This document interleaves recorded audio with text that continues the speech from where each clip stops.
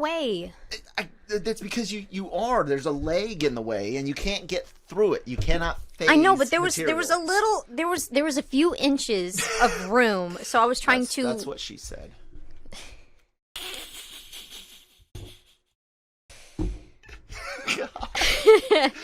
Just roll it.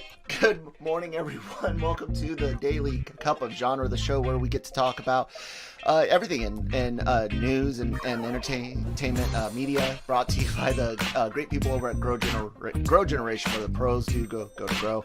LRMonline.com, genreverse.com, the LRM Online YouTube channel, and LRM's Genreverse Podcast Network, available wherever you get your podcast from. So yeah, it's good stuff. Who am I? Who am I? I'm Kyle Malone. That's Christine Malone, and yeah, we're here, guys. What's up? Yep, present. that was a fun way to enter the show, I guess, and I think I need more volume. Pump up the volume today, babe. Hanging in there. I keep having quotes in my head from different things. I don't know why. It just they pop in, and I don't know, because that's our main source of humor most times. I know, but it's extra today. You would beat me to it, but I was already there with what was his name? The tackling Alzheimer's patient. Johnny. Yeah, Johnny, the tackling Alzheimer's patient. Yeah. Which is kind of funny because I do have memory issues. Yay! Anyways, there was some trailers to come out that are somewhat important for us to watch, and one of those being the Ghostbusters Afterlife final trailer, as they say, air quotes for those that might be listening. Oh, by the way, if you are listening on the audio side, thank you guys so much. Please do continue to follow us there. We do the Star Wars show and anime Breaking Geek Radio is a longer form podcast, and all that's great. But also check out the YouTube channel, because we do like to do trailer reactions and things like that. And it's kind of, yeah, sure, you could listen to us react, but it might be more fun to watch us react. You do make funny faces. So. Yeah, I guess. And right now I'm playing with my mustache. But anyways, Ghostbusters Afterlife final trailer. Christine, let's go ahead. Throw on our headphones. We're going to see this movie probably Sunday, because Lucas's party's on Saturday. We're already busy on Friday with the Disney Plus Day and stuff. So yeah, I think Sunday will be when we see this, and I hope our son really enjoys it. Yeah, I think he's the target audience for this, because I personally don't want to see a bunch of 12-year-old Ghostbusters. That's not Ghostbusters to me. But let's see what they got for us. I remember Revelations. Ray. And I looked as he opened the sixth seal. So some of this we've seen in other things. I wonder if they'll actually use the theme song this time. I still appreciate them trying to blend CGI. I'm calling about what happened in New York. And practical. That looks awful, though, right there. I hate that with a passion. Although this is hilarious. It's cute, but it's not what It's Ghostbusters cartoon. Yeah. Look at that! She can't use the damn thing! It's heavy! I don't care if they modify its garbage. The hell? Yeah. Hey, have you missed us? And they finally use, at the very last trailer, they finally use a little bit of the traditional song. Oh my god, that's so wrong. Sony. Why'd you make us wait that long to hear it? That's what we wanted. I don't. My only issue with it, really, guys, is Sony's been afraid to use that damn song for so long. It's frustrating, you know. Anyways, what'd you think of that one, Christine? About the same as the others. I mean, I guess slightly an improvement of how I feel about it because of the song, and I don't know, the ghosts were interesting. I don't know. still don't. It's hard because It's like I'm trying to praise or say something Yeah. negative, but it's just meh. Yeah. You know, when it's like that middle line, it's hard to be like, okay, let me tear this down, or let me raise this up. You know, praise this part, and it's Yeah. like yeah. the graphics and the sound effects. But like I said, one of my biggest issues is I'm a grown man. I've got my own kid. I'm glad he gets into things, and I know kids got into Ghostbusters 1, my age. You guys don't seem to remember like that we enjoyed Ghostbusters 1. We didn't know that Ghostbusters 2 was aimed at us as kids. So of course when you're young enough to see that, if you see that at a younger age, generally you like it more. But I never wanted to be or see 12-year-old Ghostbusters, 13, 15, 16-year-old Ghostbusters. I didn't want that. I mean, Unless they were like football players or something. No, you know, where it's like strong and they can handle it. And I'm not even talking about the physicality, because Okay. I've mentioned how, you know, an 11-year-old average female is not going to handle a proton pack any better than an 11-year-old average male would. Maybe a 16-year-old male would handle it closer to an adult female or something like that. You know, that's just laws of genetics and nature, averages. I'm getting at the fact that I'm a grown up. I don't want to be watching kid Ghostbusters. I want to watch grown up Ghostbusters. I want to watch grown up Ghostbusters make grown up clever comedy, not just bathroom humor. A little where bit it's of like it, but where not it's a whole subtle. lot. Yeah. Yeah. Like I said, there's the two big jokes in the first film, and both of those they're separated a bit in time. You know, the oral from the Spectre and Ray's dream, which is part of a cut deleted scene actually, and then the Walter Peck man has no dick joke. Mm-hmm. Other than that, you get some innuendo here and there, but a lot of it's just clever blue collar, you know, mature comedy.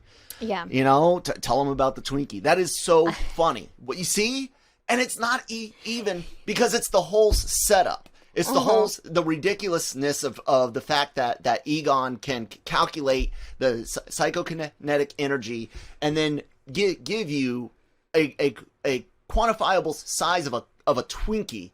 And so it's just this brilliant comedic bit that as an 8-year-old you might laugh at Twinkie, but everyone else is like, dude, that's Yeah. like that's fun.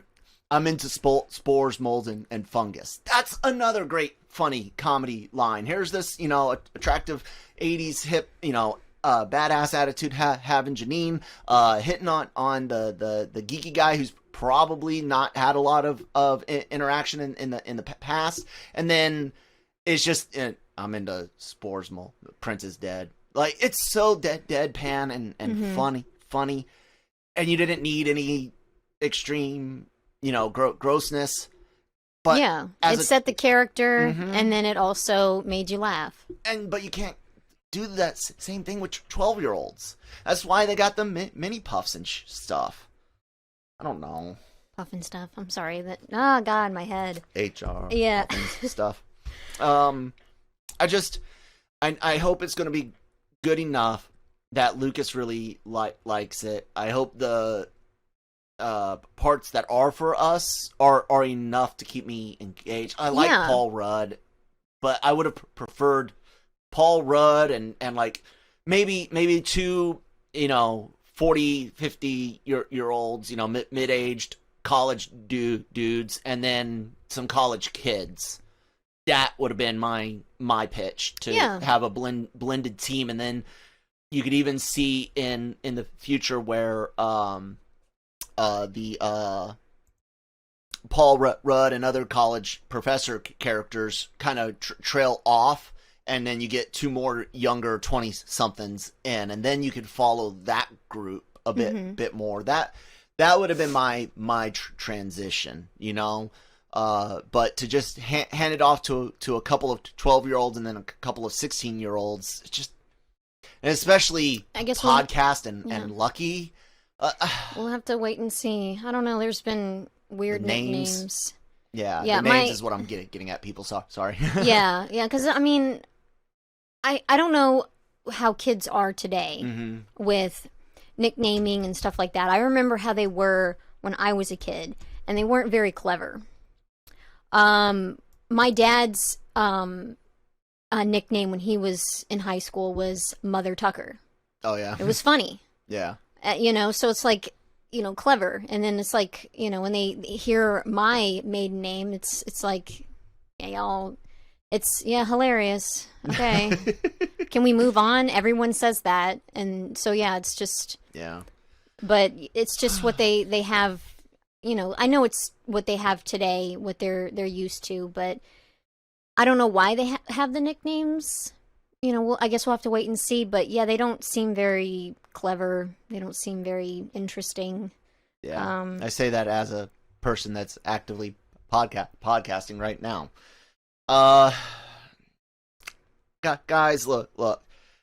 Yeah, we sound disheartened, disenfranchised about it because it feels like once again, at least me, I'm being pushed out of a franchise that I really truly love in order to appeal to another group that I'm not sure they're going to give you guys, Sony assholes, the love and adoration that we did. And I think there was a better way to do it. And I think if you really, really wanted 12-year-olds to be into Ghostbusters again, the best way to do that is a animated streaming cartoon, one that you can make for 12-year-olds. So think more Amazing World of Gumball and Adventure Time than you love to see that. Thinking Teen Titans Go or something like that. I would watch that. And that would enable us as older people with kids in that 10 to 12 range to enjoy the cartoon a bit more and give them something to see themselves in. And yeah, sure, maybe you could do live action, but I think animated would be great. Or on the other hand, since you guys have gone with this kid aimed thing for live action, maybe give the OG fans a Castlevania style Ghostbusters cartoon. Something not mature, not M, not R, a good hard PG-13 or TV-14, and up the scare factor just a bit. Yeah. Not a whole lot, but just that extra edge that makes the sensors go, okay, TV-14, but that actually made me jump. Yeah. That's what I think would be cool.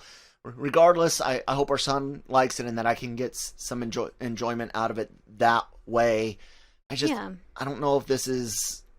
I don't know. I guess we'll have to see. Yeah, because like what they've shown us so far just doesn't seem appealing for an older audience. Oh well, apparently it does. Everyone on there I see is like, oh my god, really? God, yeah, Really? 12-year-olds using packs that 40-year-old men complained about in 2 movies. Yeah. See, I haven't been looking at comments. I just know how, the two of us feel and how everyone how some but the people we us is just like, nostalgia. Oh, Tobey Maguire and Andrew Garfield and Ghostbusters with all sorts of stuff that doesn't move anything forward. It makes no sense. And let's bring everything from past Star Wars in the prequel era and the Clone Wars into the Mandalorian and never move forward. Or like when they move forward, it's kind of like something that doesn't work. Yeah, because something that comes to mind is that 70s show where it's now getting set in the 90s. I guess I'm assuming that 90s show. I haven't been digging because I'm like, that doesn't fit the characters. Like, why does Donna have a kid at that age? That's what it is. Well, it's a college age kid. So if you think Donna and Exactly. Eric get married in 1980, And that's not. and then the kid would be 12 years old. But she would have In like 92. been like a career woman first. She would have built something because that's Well, how she was. I get that's what we would think, Think, but they're not but- giving a crap about that. Plus, the last couple seasons of that 70s show were trash. Yeah. And then Can we thinking about ignore it, them? maybe Eric is the stay-at-home dad. Like that one episode Yeah. that they had, that was cute. That It's was- like, no, that was you stay funny. home and grow weird facial hair. And, yeah. I did. Yeah.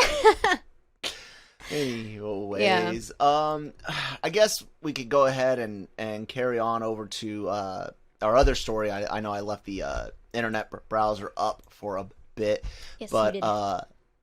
Rogue Squadron is a very important thing. We talked a bit about it yesterday, and then we got additional breaking news, or not breaking, but clarifications on things. Rogue Squadron has been indefinitely delayed. It is apparently dealing with some things on the technical side. Excuse me. There were rewrites and things like that, but we're being told those are just traditional rewrites. But the technical side of things, basically the way we were explained. And Mike Shockey here at LRM and Cam and I will be talking more in depth on the Cantina on Thursday or Friday. I'll update you guys. Disney Plus Day is coming up, so we got some schedule and things to update you on. But he said that basically the technology to film dog fights the way they want is almost there, between using stagecraft, high def cameras in actual fighter jets, kind of like Top Gun 2 was used, where Tom Cruise is actually flying in a real jet and stuff. Like, they want to do more things like that, but you got to get it to look like it's happening in space. Which with the stagecraft machine, the things that they're using on Mandalorian and others, they're able to put, you can put an X-wing body in there, you can put this space scene around on the displays, and so when there's actual laser blast coming, it lights up on the X-wing naturally versus having to add lighting effects digitally later. But to actually get the movements, you don't want to just be looking at that classic, Luke in the X-wing and it's bouncing back and forth. Nobody wants to just see that, and you don't want it to be too much CG. You want to be able to use the models and use the mock-ups and the physical set pieces. So that being said, Patty Jenkins is a busy woman. She's got a lot of projects coming up, including Wonder Woman 3. I could see a potential where maybe they say we can't hold on anymore, or maybe she somehow does better with Wonder Woman 3 than the god-awful mess that was 84. I don't know. There might be a chance she doesn't come back, and this is just me, having an opinion, not based on anything that. Except what you guys see here. THR used one. Let me see if Cam put the source down here. Maybe just left the link there. Where is the actual THR article? There we go. THR had this one interesting quote in here, and the only reason it kind of bugged me is it says, thus Rogue Squadron has been taken off the production schedule. The hope is that once Jenkins fulfills her previous commitments, she will be able to return to the project. Now, trades used words with very, very specific meanings quite often. Whether or not this word, the hope, hope, this phrase, the hope is, whether or not that's just the writer, filling in, or does that actually means something? Does that actually mean that, hey, there is a chance she doesn't come back? What do you think? She's got Wonder Woman. There was something else. She was there's a series, Wonder Woman spin-off series. I think it is on HBO Max or something like that.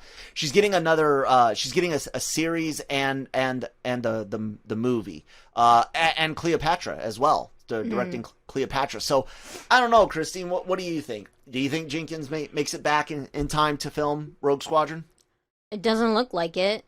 The thing is, when you overwork yourself, your quality of work declines. Mm-hmm. So it's like, why are you this busy? That doesn't make sense. Yeah.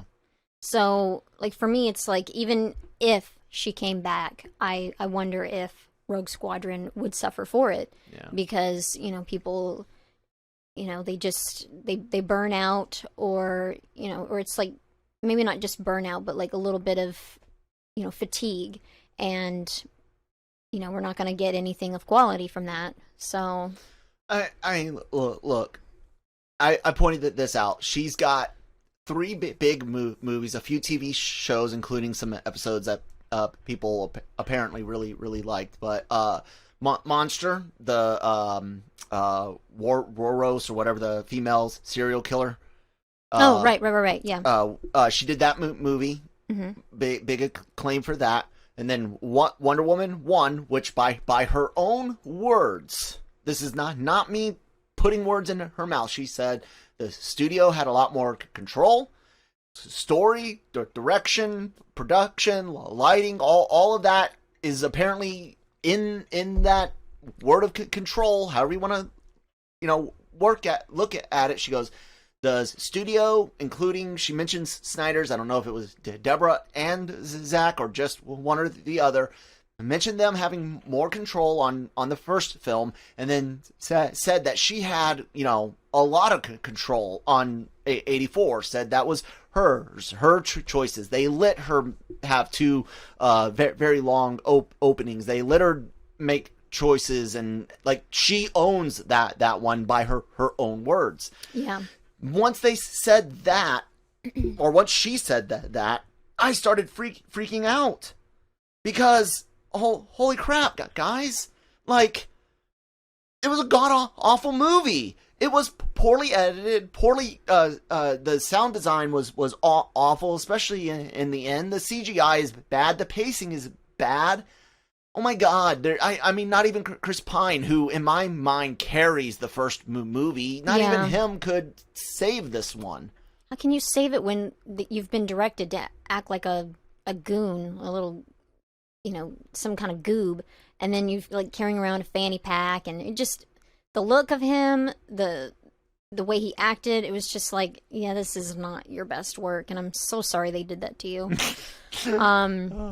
Because it sucks. It's like, I don't know what it's like to be an actor, but of course they're going to tell you, we want you to do it this way.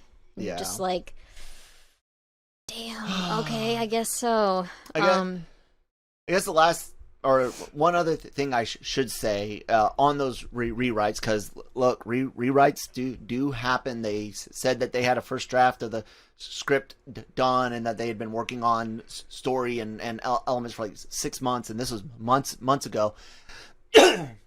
That being said, look, we know that the Kenobi movie was show was based on the movie. They basically took the movie and said make it a series, and it was trash, and they had to rewrite all of that crap.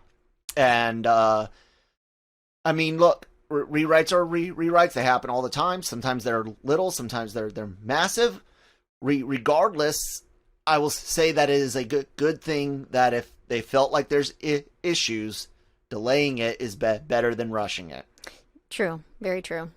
Delaying it is better than rushing it, because it is Rogue Squadron, and if you fuck that up, I'll be honest with you, it might get to the point that no matter how good things are, if I'm like that diehard of a Rogue Squadron fan. Yeah. It's like with all all of the fans with one of the writers of the X-Wing series still alive. You know, rest in peace, Aaron Alston, who did the Wraith Squadron books.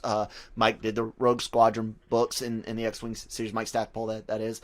And then you got the fans, you got Mike Stackpole still around, you got the games, you got the comics, the book, you got all this source material, and you don't have to use the stories. I'm not saying I want Karan Horn and Wedge to take Coruscant. We don't need the Lucen Kai and all that, but you've got enough there that it's like you have no excuse.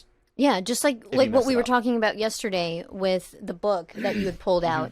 You know, research had been done. So it's like the work is pretty much done for you. You just need to, you know, Pick a time, Yeah. pick some pilots, tell make a story. it your own a little bit, but you know, the big part is done. So just tune it in a slightly different way, and then you're set. Yeah, I had one idea for Rogue Squadron movie, and that was to basically take the books, the Taking of Coruscant, you know, the first two books, and do that, but modernized it. So it's set it, you know, post Rise of Skywalker. Set it where the new Republic or whatever, you know, the new alliance or whatever term they decide to go with, is making their push to take out the last parts of the First Order, the warlords, and they decide that the other new Republic, the last one that got destroyed, was fucking idiotic to move the seat of power from planet to planet, and also really dumb to put your entire, you know, fleet in and around that one planet. But that's not their fault. Abrams and the writers and Kennedy just don't fucking pay attention to Star Wars. But that's what I would do is and let Poe be maybe the Wedge Antilles character, or Yeah. and maybe let I don't know if you could get the actor to come back again for a bigger part, but maybe even put Wedge as the Admiral Akbar character, where he's, you know, in a greater position, and you just kind of adapt Stackpole's, you know, Rogue Squadron and Wedge's gamble into, you know, the new Rogue Squadron and Poe's gamble. You know, why not? That would be good. It's built in, so you can borrow. You've got some pacing elements, but you can use all these new characters, including some from the sequel trilogy. What do you think? I think that would work better than trying to figure out how to write something from scratch and just completely ignoring any of the books, the comics. Because what all else of do you that, do? you know? Like, who's the bad guy, right? If you don't have, and that's probably the most dangerous part of Rogue. Whoops, sorry, my mic, guys. That's probably the most dangerous part of Rogue Squadron. Who is your bad guy? And this is why I'm so afraid of this movie. We don't know. We don't know who they're going to be going after. We don't know what they're going to be going after, which leads me to feel like this is going to be Flight School or Top Gun. We're going to spend an entire movie in training just to get one big surprise attack by bad guys at the end, and the rogues come out on top in their first ever combat mission. That's what I'm afraid of. That would be stupid. That's what it's going to be, isn't it? That's what it is right now, That's isn't it? stupid. That's what it is right now. I'd almost bet money. Somebody please. I won't put it out. I need to know if that's what it actually is. Kyle M at lrmonline.com. Drop me a line. Just send the word yes. That's what it is. If you know, because that's awful. And I already explained why that was awful yesterday on the show when I was talking about what special forces and elite military units are and how they fill their ranks and all that. But anyways, you got anything else to say on Rogue Squadron? Yeah, you just mentioned rank, and then what popped in my head was, which one was it? Was it the second? What is the name of it? The newer Star Wars. I don't know why I'm drawing a blank. The Last Jedi, Yeah, I think it was Episode 8. Yeah, I think it was The Last Jedi. I don't quite remember which one it was. I don't know why, but it's like now all these young people are generals. Oh, just yeah. like, oh, let me just give you a title, and it's like, Yeah, well, they you have had no lost, training. They had lost a whole bunch of people, and you got to promote from within the ranks. But yeah, There's no one else. it's a giant galaxy, and that the Disney just does not I know, know but it's how like, for to example, make it like feel a bit bigger. like Finn just showed up. You know, it's like, why did you do that? Yeah, the sequel I'm trilogy, worried. guys, is not written very well. There's good No. parts. There's good ideas. Just Maybe just cut out those and just like make your own, like what they. headcanon. Yeah, Yeah. I do that a lot. Let's go ahead and take a quick word from our sponsors over at Grow Grow Generation. Generation, where the pros go to grow. For all of your cultivation needs, Grow Generation has the right products, service and staff to make your grow successful. Go to www.growgeneration.com, where the pros go to grow. Thank you guys so much for sponsoring us. Please do check out growgeneration.com. Let them know who sent you over there. Daily Cup of Genreverse Podcast Network, LRM Online, all that good stuff. Yay! The other thing that I kind of wanted to chit chat about today, the last story, if you will. Let me make sure I get it up right. And then I gotta actually bring over the OBS thing. Sorry guys. Where's my Chrome window? Yay! There we go. So Black Panther. Oh God. Yeah. So guys, may have heard earlier this week, maybe over the weekend, that is it Letitia, right? Am I saying that right? I think so. She had gotten hurt. She plays Shuri, Black Panther, T'Challa's sister in the movies. She got hurt a while ago, and she was recovering. They apparently filmed a bunch of the film around her. Excuse me. And now they have to delay it because she's still not healed up. And yeah, guys, we're hearing that the movie Wakanda Forever, and this is potential spoilers, is going to feature the son of T'Challa and Nakia.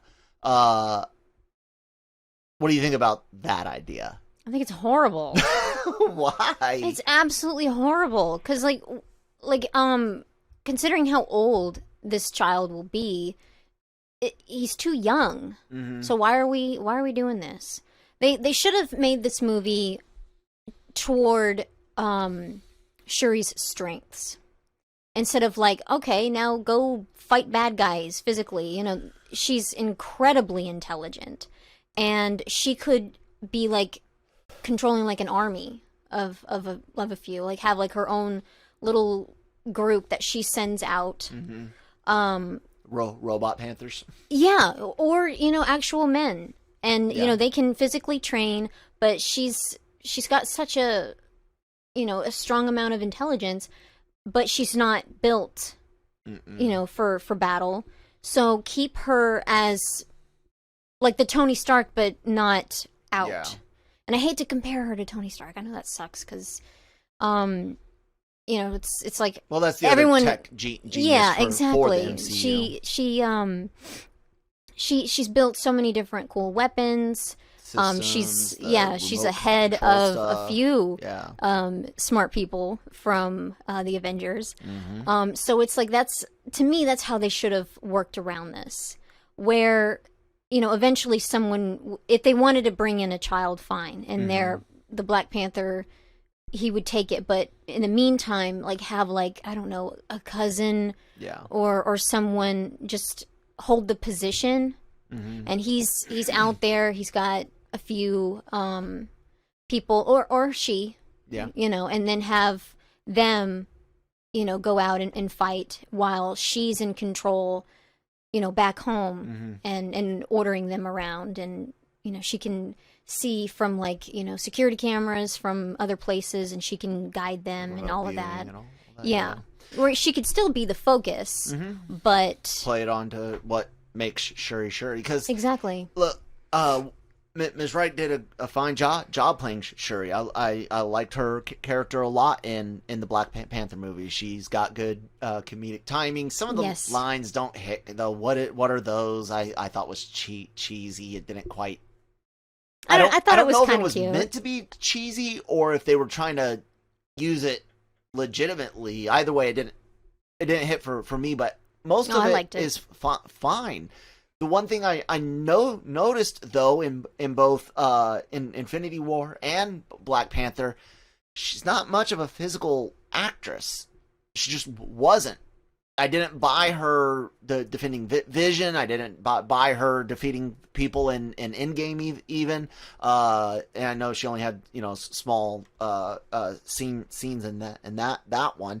But yeah, talking and moving and interacting with people, even interacting with bad guys in small amounts. Yeah, I could buy that, but I thought it was a bad idea. I didn't think she could carry this type of movie. Not saying she can't be a lead actress in another type of film, but this high octane action thing where they're going to try to make her Black Panther, I just didn't see her being able to do that based on the other movies.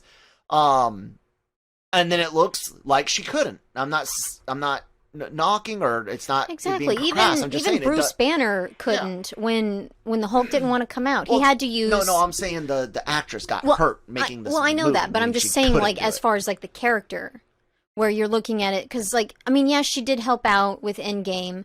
Well, no, I think with all of her tech stuff, she would be fine to Exactly. if they did just for that yeah. part, but not the whole thing. But yeah, it's like not knocking someone who's smart but not physically able, Yeah. because, like I said, Bruce Banner Yeah, wouldn't but- be able to go out and fight without Right. gadgets. But I was trying to. So- I was saying I'm not knocking the actress for not being a physical actress, and not Yeah. knocking her for having gotten hurt, but getting hurt like that, and for so long that this movie's production is delayed and Yeah. possibly being changed is a prime example of when a year ago when they were like, yeah, she's likely to be Black Panther in the movie for a bit. I was like, I don't believe it. She can't do that. She can't do that. She can't carry it. It's all going to be CGI and stunt doubles. And then she gets hurt really bad. So yeah, Yeah. it looks like she couldn't. And that's not a knock against her, because I can't do that shit myself right now. So you Yeah. know, it happens. What sucks about it is just that it's going to have an effect on things, you know. But the kid coming in is I mean, this movie's gonna hit what, 24 now, 23. I can't remember. I don't know if we even put it in the article. Sometimes we do, sometimes we don't. Yeah, it does. It's like 23 or 24 now that it's been delayed. There's time to change it. There's times to change a lot of it. I don't know if they will. I don't know if they should.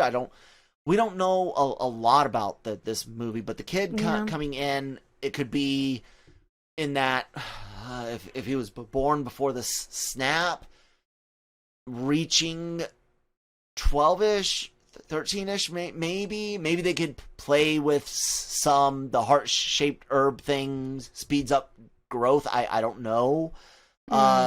But you think if you introduce the kid, like the rumor mill is saying, you know, he's not going to be Black Panther right now, but you introduce the kid, and then 2-3 years later you get the third movie.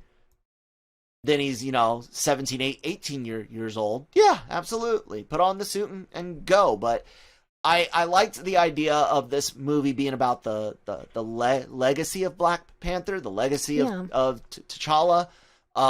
Which the sister and mom, wife, or lover, and potential kid are all part of that. And so I was okay with the idea that, hey, we might not see anyone carrying that mantle permanently even in the first movie. It might be something that's, your Panther as needed. We need a Panther to do tech. We need a Panther to fight, Why couldn't you use one of the Royal Guards? I'm not going to try to pronounce the word, the Dorma Melage, I think. I'm close. One of them could be the fighting Black Panther, something like that. And then at the end, here comes the heir, Yeah. to take the full mantle and reunite with Wakanda. And I'm okay with getting God, M'Baku. Yeah. Getting him to be able to be Panther for a part of it for what they needed him for would have been cool too. Winston Duke's a very cool actor. I thought he was one of the best parts of Us. Yeah. He was one of the better parts of that film, because that film was good, but it wasn't as good as Get Out was. And but I really liked Winston Duke in it. It was so he's such a big dude, and he was just so like most big dudes that I know, but you don't see that big dude in movies very much. The teddy bear type guy, the good, nice, big guys always get typecasted as the big guy, but Yeah, well, he had a sense of humor, from exactly. the thing. I like that. All the big guys I've known in the army and stuff, they're more like that. So I liked that, and the comedy bit with his kids played real well, and then the boat scene was intense. But anyways, just I don't think it's a bad idea to bring the kid in, but it's like, how long do you guys plan on this story going? Because if you spin a movie with Shuri as Panther for a while, then you risk us getting kind of burned out on the third, technically fourth Black Panther, because we do see King T'Chaka in the suit in the beginning of the movie, but it's not a lot of action or anything. But it's like yet another time we're gonna have to go through a character's development for this same role, the same part. I know it's a different character playing them, but it's the same part in the same franchise. It's Black Panther. So that is one thing I'd be worried about. What do you think? Yeah, it could be too much. I don't know. It just feels, I don't know, because I'm not against this movie coming out, but I wasn't like super excited about it, because it is like, we're put in an odd position, for everyone, because Chadwick Boseman's not here, so it's like, I don't know what you're doing. But do you know what the actual best answer was? Recast. I know, and most people I know wanted it, because it's like T'Challa is more than Chadwick Boseman, and Chadwick Boseman was also more than T'Challa. I heard a lot of people within the Black and African American community express that exact sentiment. Like T'Challa, the character, is like that important to them, that it was one person in the army actually was like heartbroken over it. They were like, why couldn't it continue? Like, yes, sad Chadwick died and all that here, but they were given that sentiment, like, T'Challa is more, and there's other actors that could have stepped into that position. Yeah. So I think that would have made this whole process. Yeah, you're gonna have some people be like, "Oh no, you can't do that." They'll get over it. Yeah, you'll get over it, because I think the overwhelming majority of people wanted to see T'Challa's story carry on, because of how much that character meant, seeing him in both Civil War, his own movie, and then of course the two Avengers films. So yeah, regardless, I hope it's good. No matter what they do with it, I really enjoyed the first film. I enjoy the characters in the other movies they were in, including Civil War and the Avengers films. Falcon and Winter Soldier, when they have to fight the Royal Guards after they come for Zemo, is great. I like that. So I'm happy to go back to Wakanda, visit and hang out with the characters. I just really hope you guys can get a good cohesive story that's not going to wear us out. Does that make sense? Or be confusing or be frustrating or anything like that. Yeah. All right, guys. Well, I guess we could just, leave it there. I don't have anything else to say. I'm good. All right. Disney Plus Day is coming up on Friday. I will have you guys an answer as to exactly how we are covering that by to tomorrow. So check out LRM on LRMonline.com. We'll also be doing things with the Cantina. We want to talk about some of these stories like Rogue Squadron before Disney Plus Day, and then we want to do something specific for Disney Plus Day. So we'll see. Look for Marvel Multiverse Mayhem doing Eternals and Spider-Man 3 on Thursday. And guys, Anime Versal might have to take a week off. We'll see. Kind of depends on how Disney Plus Day goes. Yeah. Lucas has got a birthday party on Saturday, and then we're supposed to try to see Ghostbusters on Sunday. So we'll see with that. Best way to find out when and where we'll be. Well, we're at the same places everywhere. Whatever podcast app you use, and on the LRM YouTube channel. But the win and will be available on our Twitter, and you guys can follow at LRM_exclusive. Follow Christine and I at our Christine and me. Follow me and Christine at our. It's okay. It feels like a Monday. At our social media information down below. Like, share, subscribe, thumbs up, down. I'll take the hate clicks so long as you give us sweet, beautiful watch time. Christine, you got anything else you wanted to say? No, I'm good. All right, everyone. Thank you so much for listening, and we'll talk to you next time. Bye.